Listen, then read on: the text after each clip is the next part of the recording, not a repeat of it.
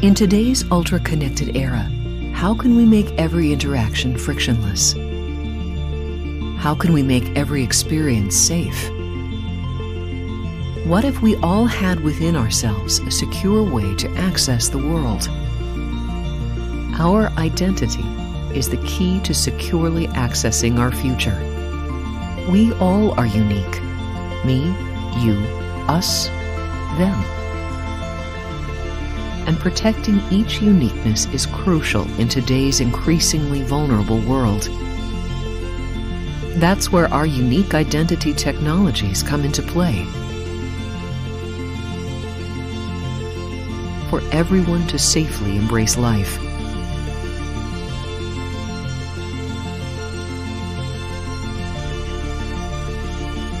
Because the more protected we are, the freer we feel.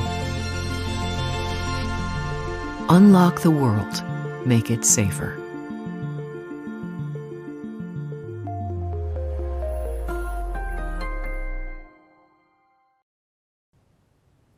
Hello everyone, and welcome to this panel discussion, part of Idemia's Connectivity event series. Thank you for joining us from wherever you are in the world today. My name is Jason Russo-Hall. I head up the IoT business here at Idemia. I will be today's moderator for the discussion, trying to keep some interactivity and keep the flow and keep the discussion moving. And obviously providing some questions from the audience as they come in. And on that note, please feel free to add your own questions in the chat, which you should see on your screens today. With me here today, I'm joined by Tomasz Wozniak, who is Head of Idemia Product Management, focused on eSIM and IoT. And also joining us, special guest Ken Otsuki, who is Business Development Director and Head of Carrier Relations at Soracom.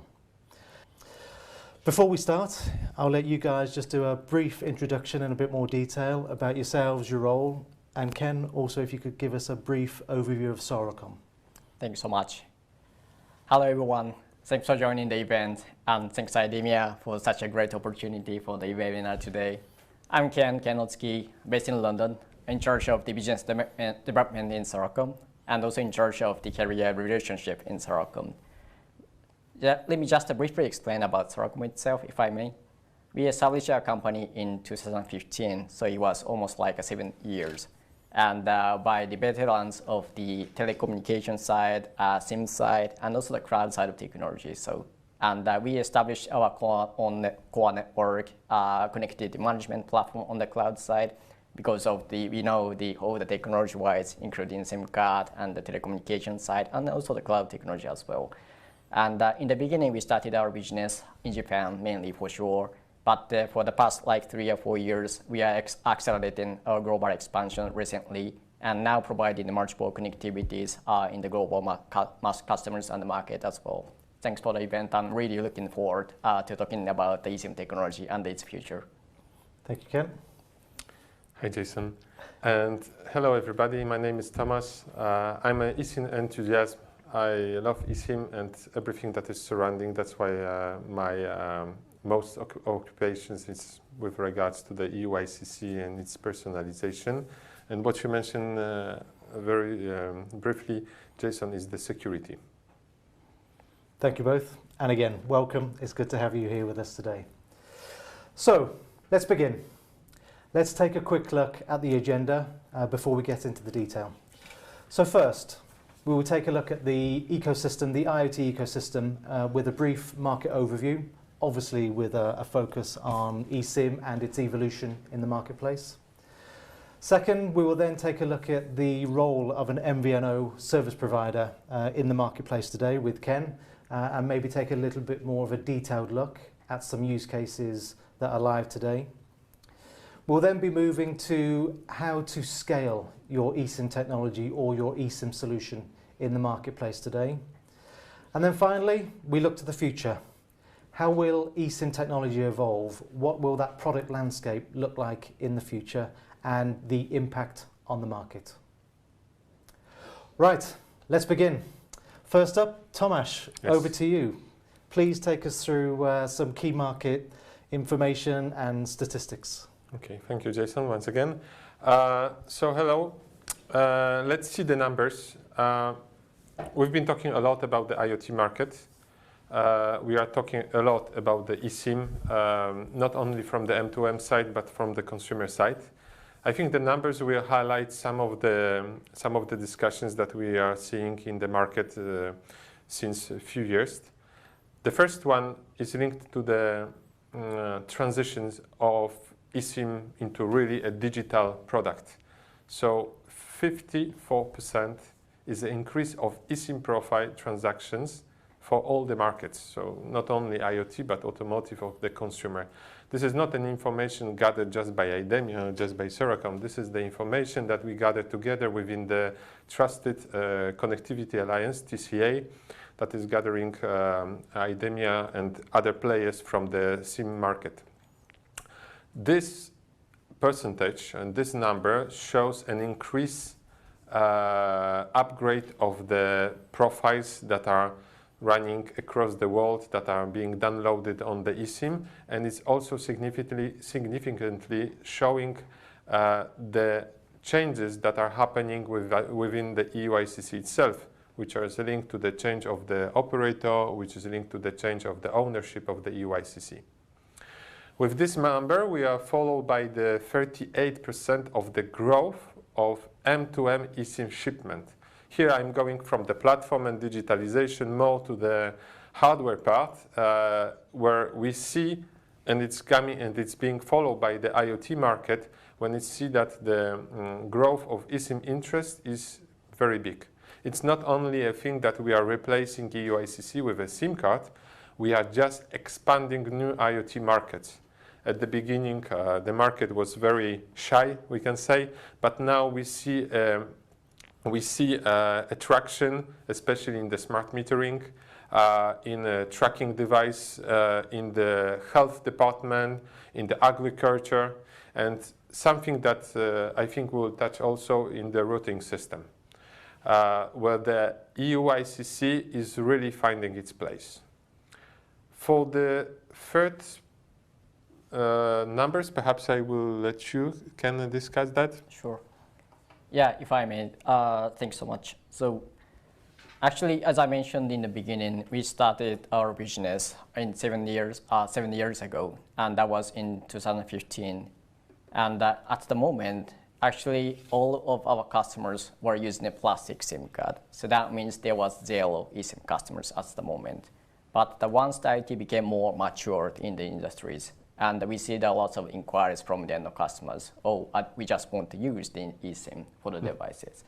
And because of that, and in the beginning, actually, most of the end customers' expectations was to try to get the advantage by using the physical side of the benefits, or by using the eSIM. Exactly. Mainly because of the long-term operations and the device life cycle, especially in the case of like utility side of use cases, which were expected more than like 5 years, like 10 years life cycle.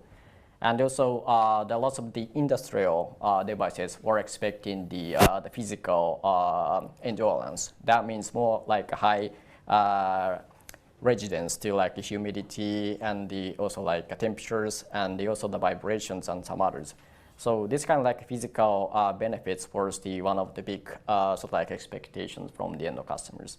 And once the customer started the actual deployment to the global market, then having the multiple global connectivities and also having the multiple profiles was one of the additional sort of like requirements and the end customers as well. And as you can see here on the right side of the graph, then this is the actual numbers that we have with the end customers, and this is the latest stats that we have as of this July.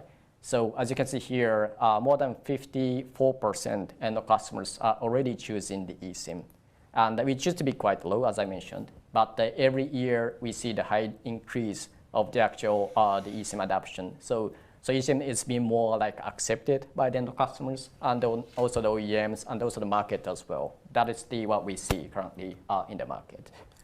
And on that point, Ken, obviously 7 years is a short time in some cases. In our industry, it can be seen as a long time. So over that period, you will have obviously seen change and maybe perceptions change and expectations of eSIM change. Can you maybe just give a little bit of context on the changes and on the expectations you've seen with regard to eSIM across the whole ecosystem? Yes. So in the beginning, actually, as I mentioned, there are lots of like physical side of the expectation from the end customers. But now, once the end customers try to deploy their service to the global deployment, mainly for the horizontal deployment to the many of the countries, then having the multiple connectivities in any of the world are one of the important things.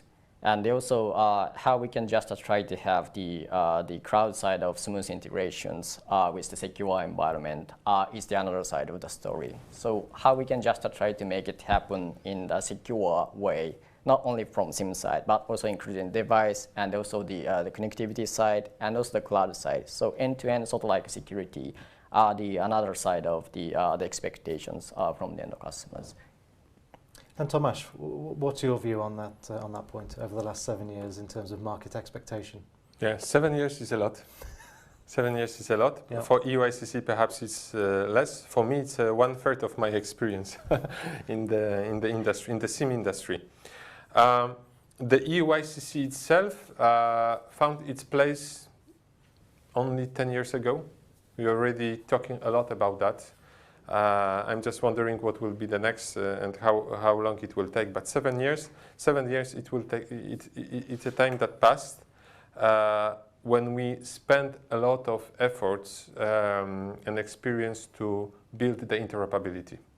The beginning was tough, of course. It's everything. It was EUICC 10 years ago. Of course, it's everything. It was EUICC 10 years ago or 7 years ago, even when I remember when we met first time with Ken, we discussed the proprietary solutions at the beginning. And they, of course, emerged after thanks to the GSMA, into some standards, and we finally achieved interoperability. And I think we are very happy to announce that interoperability since 3 years is already important. Is already existing.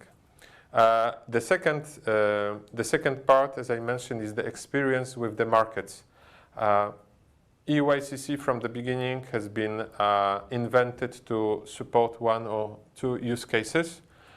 During the past 7 years, we found much more use in the EUICC, and we developed additional features on top of that. First of all, is the security, but I'm not talking about the security inside the EUICC. It's as secured as the SIM card, even better, because we consider that we added additional mechanisms to that. But what is very important is the secure credential management. So everything that we are doing together with Soracom, I mean the profile download that is secure, that something that did not existed before.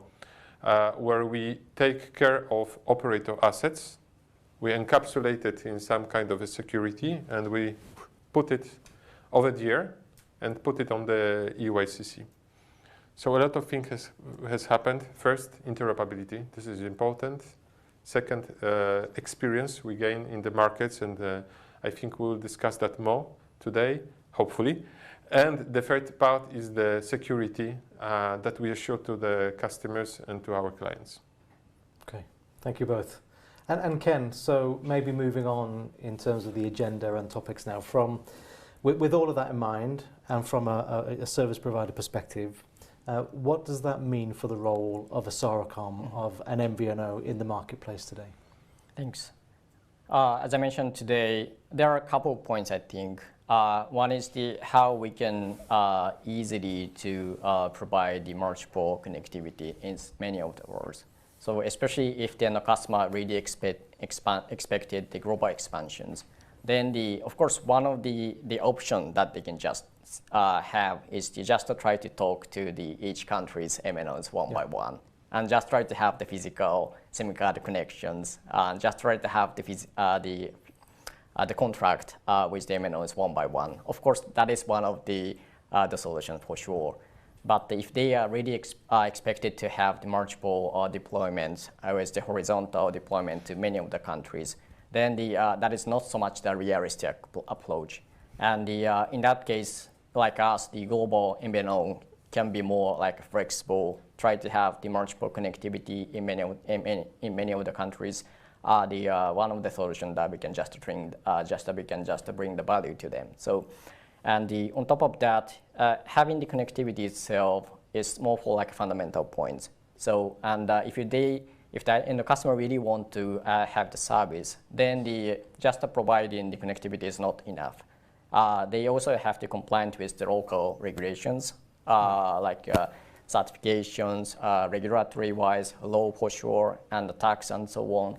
So that's another side of this kind of like more like operational and the administration side of things, one of the barriers. So the other side, like a mission that we just try to have is the how we can just lower this kind of like barriers to the end of customers. Yeah.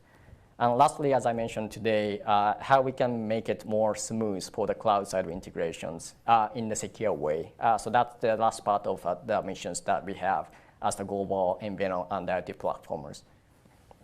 And I think as we can see from the slide at the moment, you know, from a use case perspective, there's quite a range of diverse use cases that you as a service provider have today. Yep. Indeed. So as you can see here, we currently have more than 20K, that means 20,000 customers right now in the global market. And as you can see here, there are some like quite typical IoT use cases. So like light one is the sort of like a utility and the gas metering project that we have with the end of customers. And you can just see some other like quite typical IoT use cases, like lift management, EV charging recently, and warehouse management, and the factory management, and also like agriculture use cases as well. And recently, we do see more like use cases with the consumer-related devices as well, like e-scooters, smartwatch, like healthcare devices. So these are the like additional customers that we recently have. And if I may, Ken, there's obviously there you've got some non-traditional use cases with Bee Hero and actually looking after the kind of insects of the world and keeping the bee population It's quite going. interesting, so very diverse, indeed. And very interesting. Yeah. So there are lots of like the agriculture tech companies are now trying to tackle and try to resolve and address lots of the pain points by using the IoT technologies. So this is really the unique kind of like scenarios that we see recently. Exactly. And maybe on that, Ken, if you could maybe just give us maybe more of an in-depth view on a particular use case and the benefit that the eSIM and IoT connectivity has brought to that use case. Thank you. Yeah. So here is one of the another interesting maybe like a topic and use cases that we have with the end of customers right now. So as you can see here, this is the Pcoketalk, and the actual company itself is the Pcoketalk as well. And this is the sort of like a translation device, and kind of like a consumer-related device though.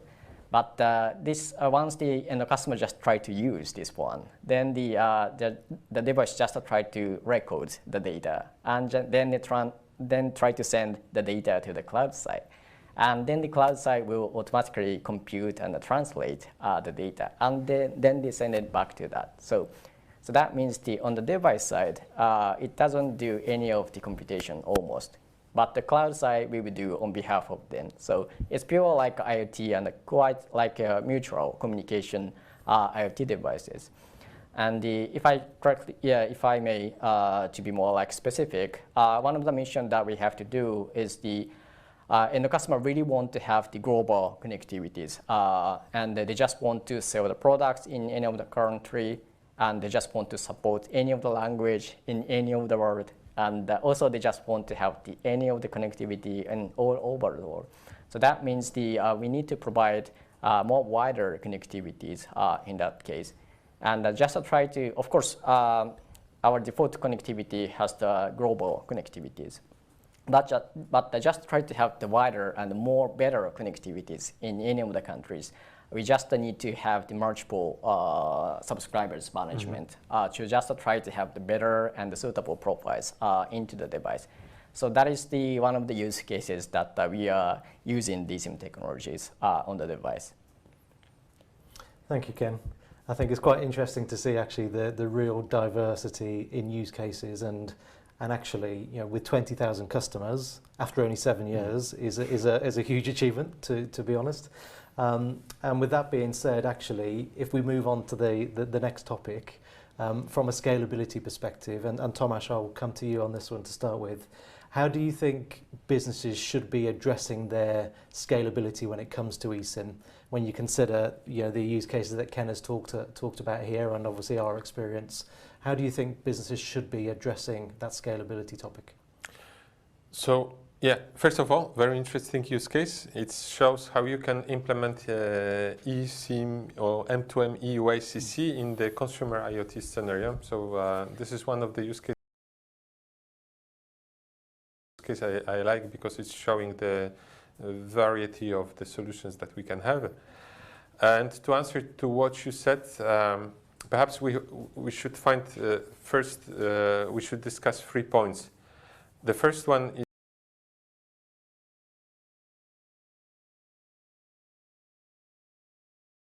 is each time when we bring in something new, and this is linked to the scalability, we have 3 concerns. The first one is the security and the privacy, of course. Is the new solution going to answer to all the concerns that we have on this one? The second is what I already mentioned indirectly with the proprietary solution, is the ecosystem fragmentation. So if I am, for example, an OEM, I would like to build a device that I'm bringing to the market, and I'm not caring if it is working with this operator and if this is working with this service provider. I would like that it works, that it is interoperable. So this is the second one. And the third one is the system or the challenges of the implementations. If I put eUICC inside, will it work from the beginning? Do I need something else? And that's why we build not only eUICC, but on top of that we build the platform that is enabling the download of the profile. So something that Soracom is using, something that a lot of our clients are using. And in this case, with the eUICC, we answer to all three of them. And we direct, of course, the use cases towards the OEM factory, where we see a big advantages of eUICC towards other solutions. First, we are bringing eUICC in different form factors. It's not because we like that, it's to reduce or to improve the PCB footprint that is requested. Since 7 years, so I will stick to the 7 years of this period. Since 7 years, we saw the decrease of the form factor from standard SIM card that was plugged into the smart meter up to a wafer level chip scale package. That is one of the smallest packaging, and also other packagings that are can be even smaller than a chip scale package is having 2 to 2 millimeter squares. So this is a big advance. And then we can of course talk about the form factor that does not exist, which is integrated SIM that you basically put inside the system on chip. The second enablement is the factory testing. In the previous years, in the previous life of the device, we just had to take a SIM that was tested and put it into and to plug it to the device to test that it's working. Now, when we are soldering, and this is what you mentioned, Ken, before, we have 56% of the increase of the embedded. We have to give an ability to the factories to test it inside. So that means switching from the test profile to the final destination profile. And this is something that we're bringing. And the third point is the advantage is linked to the security and to the concerns. If I'm soldering a device, I want to be sure that this device is working from the beginning. I cannot remove it after. I cannot go and to have my technician looking for the device to change the chip. So that's why we are bringing with a design OS that is answering to this one, that is having a built-in self-testing, where you can check the memory, that we are building the memory erosion mechanism to prevent from something like that.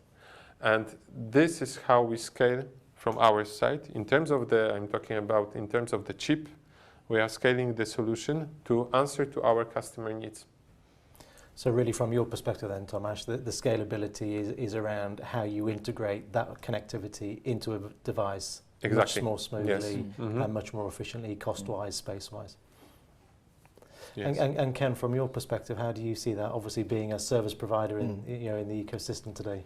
Thank you. Actually, my sort of like understanding also quite similar to Thomas. So the first thing about how we can improve PCB size and also footprint, because even with the current MFF2, which is the 6 by 5 millimeters, sometimes the customers just try to complain about its size, because just considering the semiconductor industry, even like this kind of like size is a little bit too big to them, especially in the case of like a smartwatch, some other like utility matters, and in the device where this kind of like a PCB size is really sensitive. In that case, even like 6 by 5 millimeters is a little bit too big to them. And sometimes they are asking, oh, do you have the smaller size of the options for the eSIMs? Then they can just really want to make it the PCB size much more, the smaller size with that. So the first thing is about this kind of like how we can just try to optimize the size of the eSIM. So that is one of the things for the further scaling. So, and next one is more for the actual the operations. So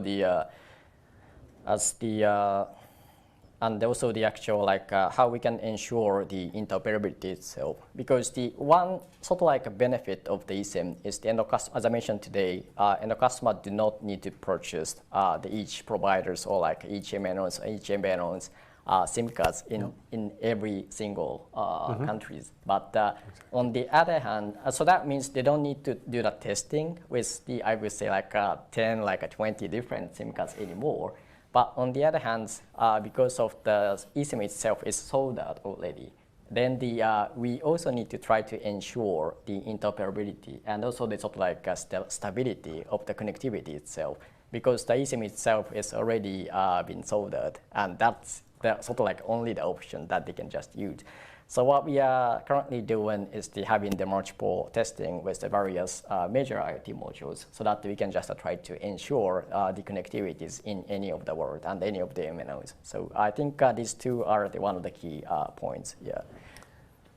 And I think we've actually hit upon a very interesting topic, because we have a number of questions coming in from the audience today. I think maybe we take a couple of them now as we move through. So one of the questions coming in is, how do you choose, or how would you choose between the eSIM or the iSIM as you kind of take your pick of the connectivity form factor you need? Tomasz, I'll come to you first. Okay. It's a difficult question for me, because I would select either one of the second. Both are very good. But from the customer perspective, there are customers that still prefers UICC.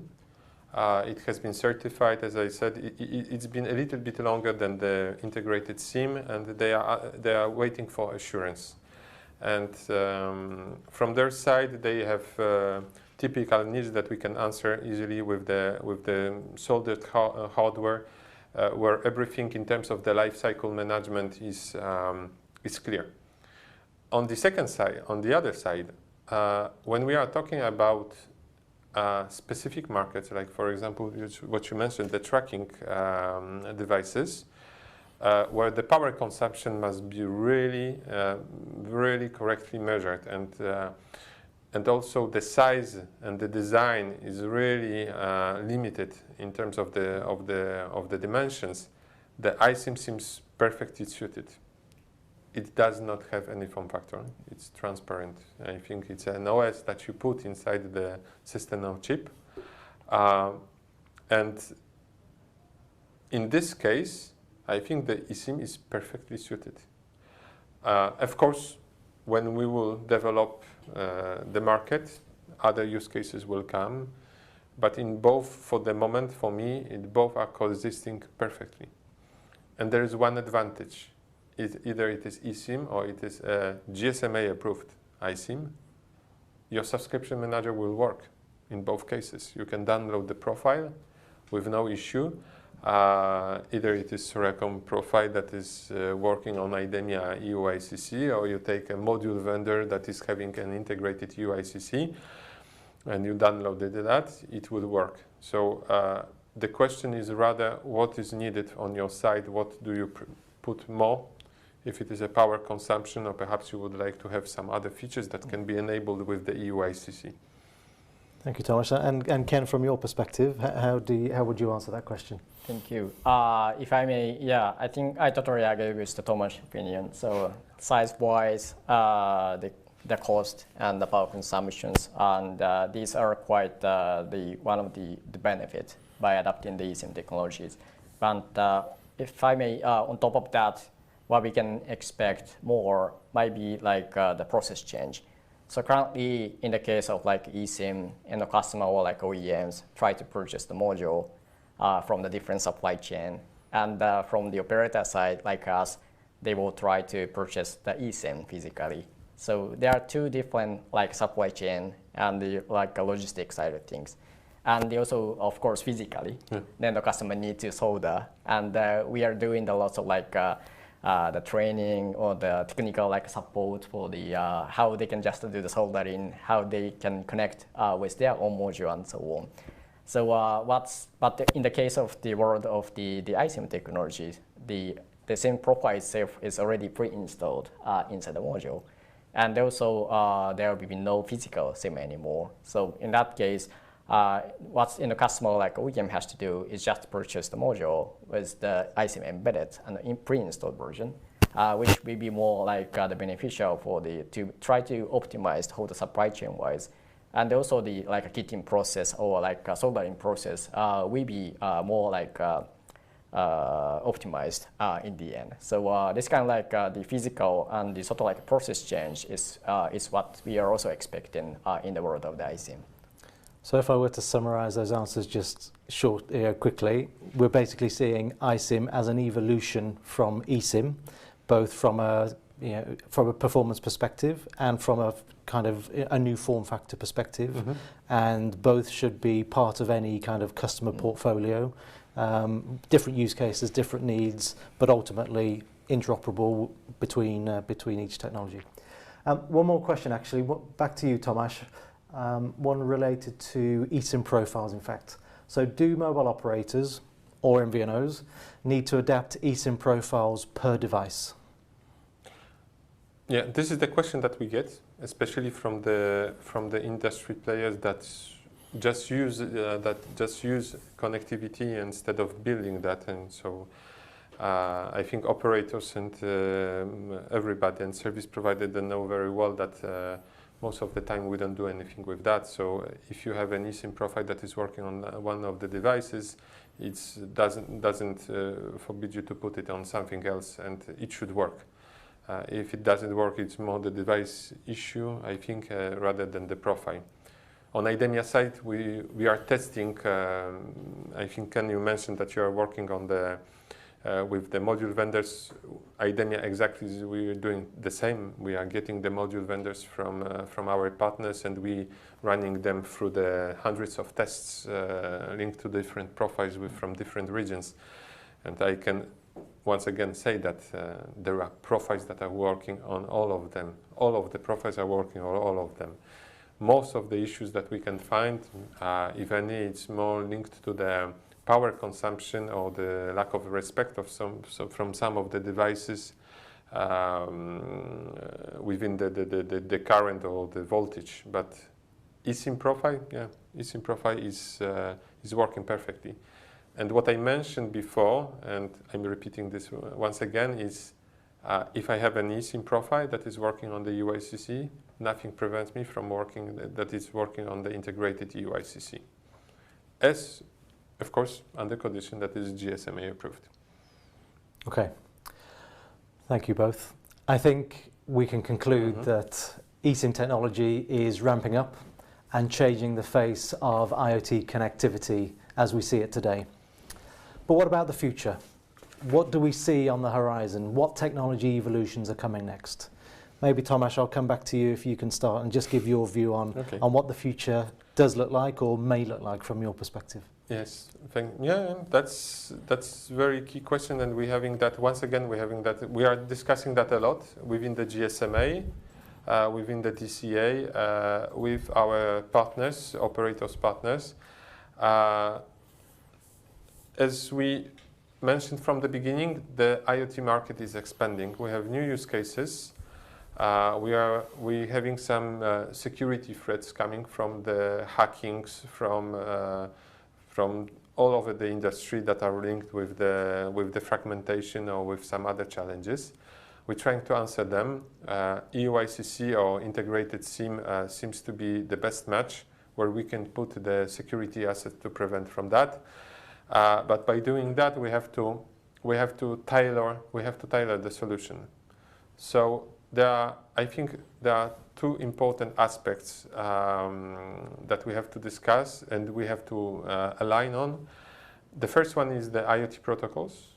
For the moment, the specification are running on only either on SMS or on HTTPS.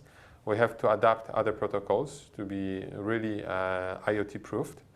And the second one is the personalization. We mentioned EUICC, it's being personalized within our factories, and then we deliver that to Ken's company that is delivering that to the OEM. So this is, let's say, a standard process. But within the integrated, we need to do the personalization externally. We are connecting already with our partners. We have our servers externalized, or even in the cloud, where we do the personalization that's not over the air, but over the wire. But this is a very important aspect if you want to move on in terms of the interoperability. For the moment, it's being discussed, but I think this is the near future that we are going to see. And Ken, from your perspective? Thank you. From the MVNO, global MVNO point of view and operator point of view, actually, we do not see the big issue itself on the current MCM specifications. But just to try to consider the specific use cases or the technology-wise, we may sometimes see a little bit challenging. I think there are a couple of the examples, but the one thing is about the NB-IoT, let's say. So in the world of the NB-IoT, there is no SMS support. Of course, it can support, but within the 3GPP specification and the GSMA guidelines, supporting the SMS features on the NB-IoT is the optional. And so far, not all the operators who are running the NB-IoT network, they are not so much supporting the SMS features. But speaking of the ISM, MSM GSM specifications, using the SMS plus the OTA is the mandatory features to trigger the actual profile download. So there's this kind of like the technology gaps actually exist. And also in the case of like quite limited IoT devices, let's say like asset tracking devices, they do not hold the life cycle. That means once they really need to send the data, then that's only the timing that the device wakes up. So in the case of like recent asset tracking cases that we saw was it only wakes up once if they really need to send the data, but it just wakes up after like a 20 sec in the end. Yes.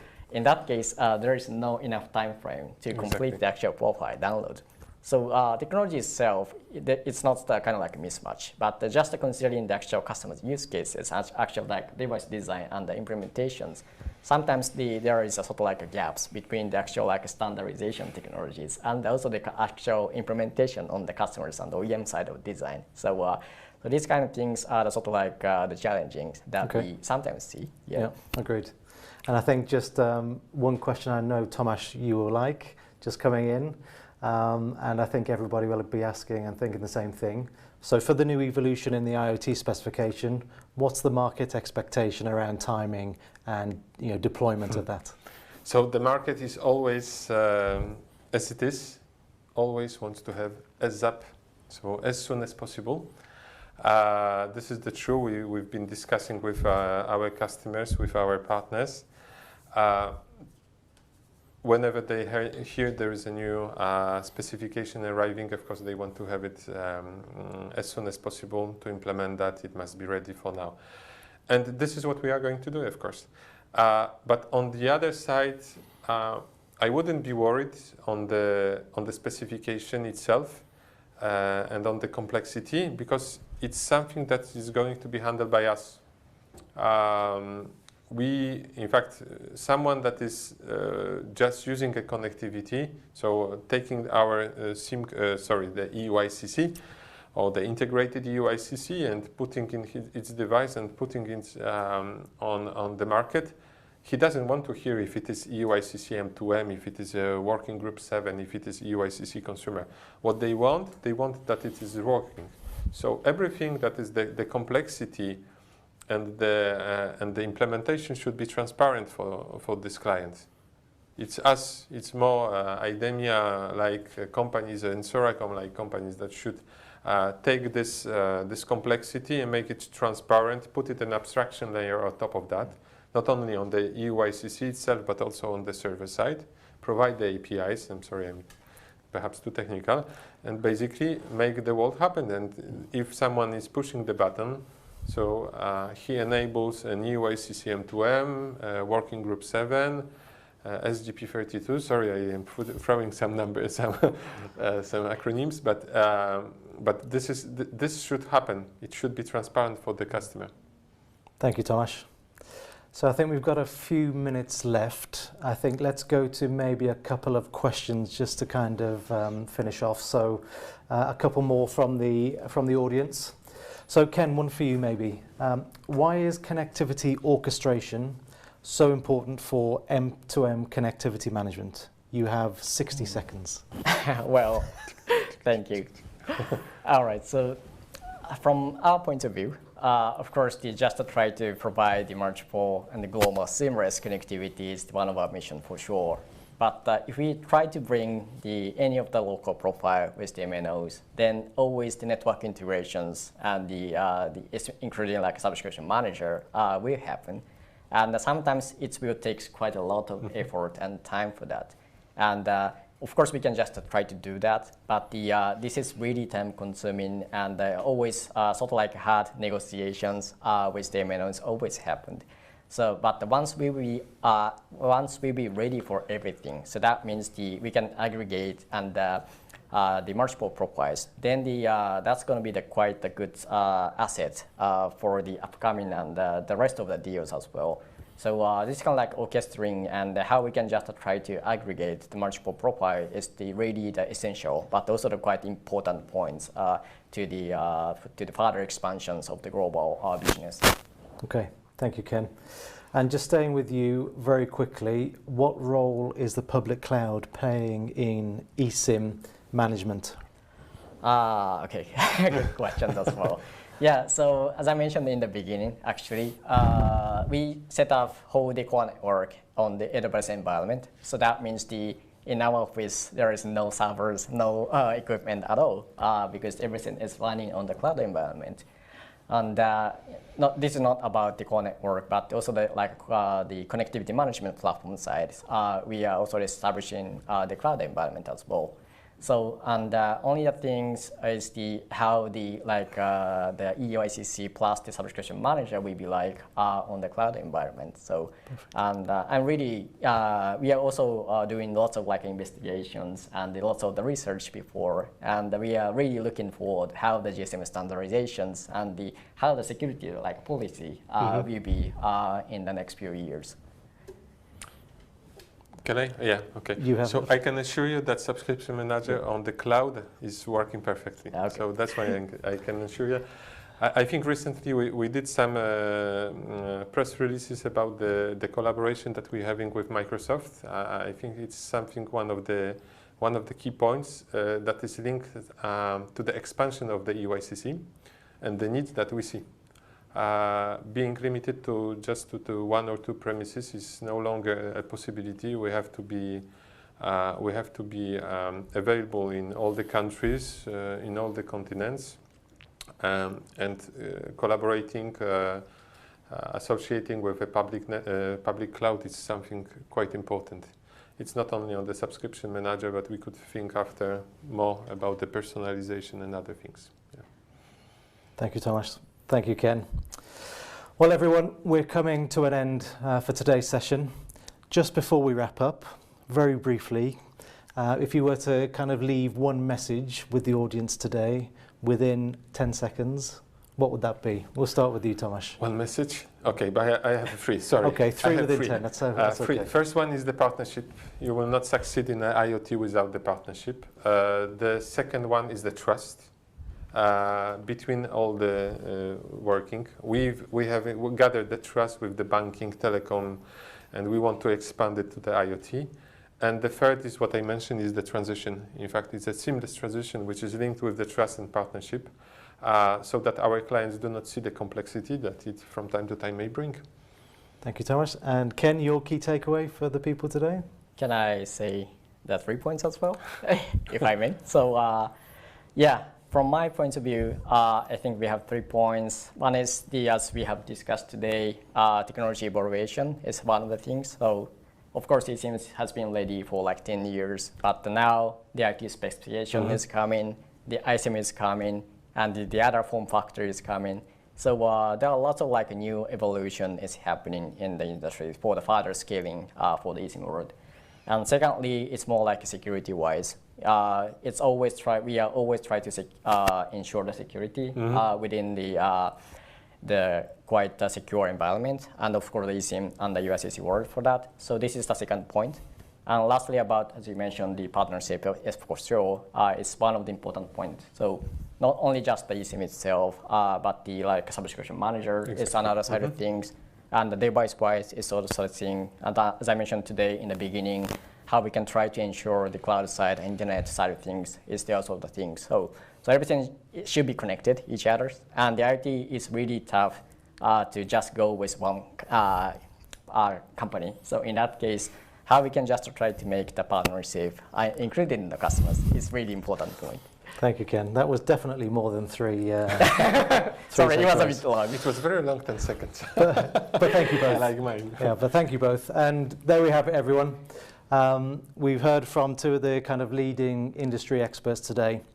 So thank you for joining us. Thank you for your questions. And we look forward to welcoming you again to another Idemia connectivity event in the very near future. Thank you, and have good days, good evenings, wherever you are. Bye-bye for now.